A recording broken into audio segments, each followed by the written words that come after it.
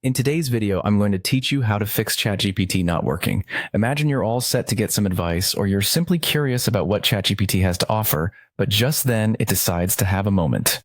Annoying, right? Fortunately, I'm here to help you troubleshoot this issue quickly and get you back on track within 5 minutes. First, head over to status.openai.com. This is your go-to webpage for checking if there are any ongoing issues on the OpenAI servers. Sometimes the problem isn't on your end at all. Once there, take a good look to see if ChatGPT is experiencing any outage or degraded performance.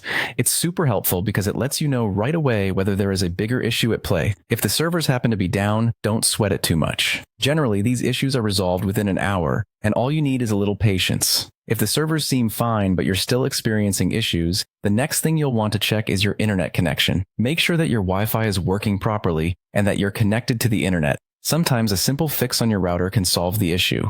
Give it a restart if needed. You might be surprised how often that helps. After ensuring your connection is stable, dive into your device's settings. Navigate to the Privacy and Security section. Here, you'll find an option to clear your data. Sometimes cached data can create a bit of chaos, so clearing it can often resolve unexpected glitches. Don't worry, this won't delete any personal files, it just clears out the stored cache that might be causing the trouble. Once that's done, make sure to log out of your ChatGPT account and then log back in. This can refresh your session and eliminate any lingering issues that might have cropped up during your last login.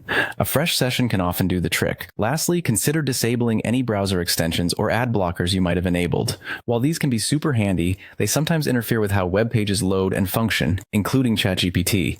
By turning them off temporarily, you can check if they're causing the problem. So there you have it, a quick and efficient guide to get ChatGPT back to working smoothly. Hopefully, one of these steps resolves your issue and lets you get on with your day. If you find these tips helpful, don't forget to give this video a thumbs up and feel free to share it with anyone who might be experiencing the same problem. Thank you for watching, and I'll see you in the next video.